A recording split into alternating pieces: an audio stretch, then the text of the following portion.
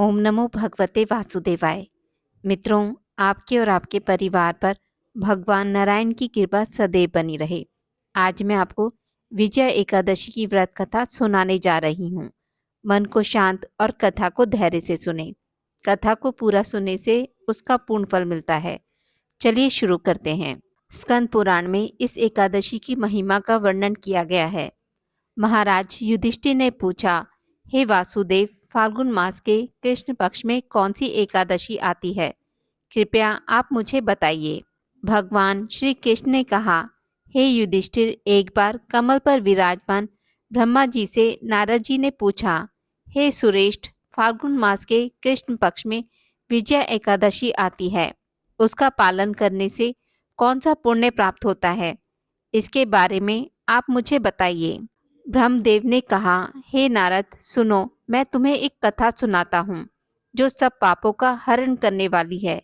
यह व्रत बहुत ही प्राचीन और पवित्र है। यह विजय एकादशी राजाओं को विजय प्रदान करने वाली है। बहुत पहले जब राजा रामचंद्र 14 वर्षों के लिए वन में गए थे तो पंचवटी में सीता और लक्ष्मण के साथ निवास कर रहे थे। वहां से रावण ने सीता हरण किया। इस दुख से उन्हें व्याकुलता हुई।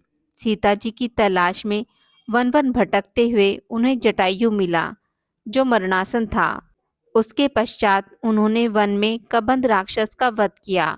सुग्रीव से मित्रता करके श्री रामचंद्र जी ने वानर सेना को संगठित किया। हनुमान जी श्री रामचंद्र जी की मुद्रा लेकर लंका गए और सीता जी की तलाश करके लौट आए। वहां से लौटते ही लंका कथन के पश्चात सुग्रीव से अनुमति लेकर श्री रामचंद्र जी ने लंका जाना निश्चित किया।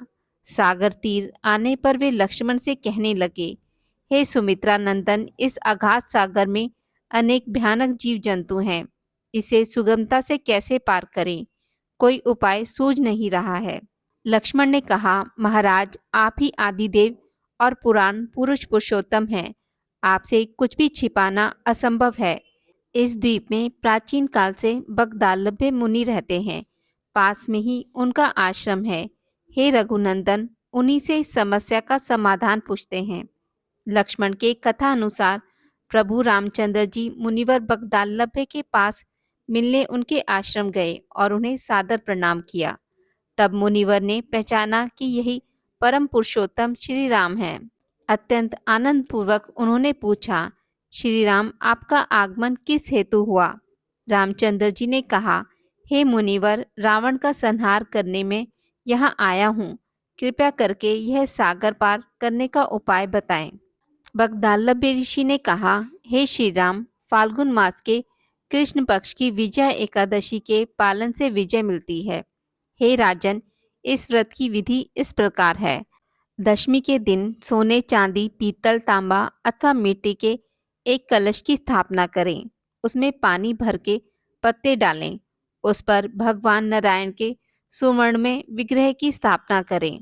एकादशी के दिन प्रातःकाल उठकर स्नान करें। उसके बाद पुष्पमाला, चंदन, सुपारी, नारियल अर्पण करके उस कलश की पूजा करनी चाहिए। दिन भर कलश के सामने बैठकर कथा करनी चाहिए।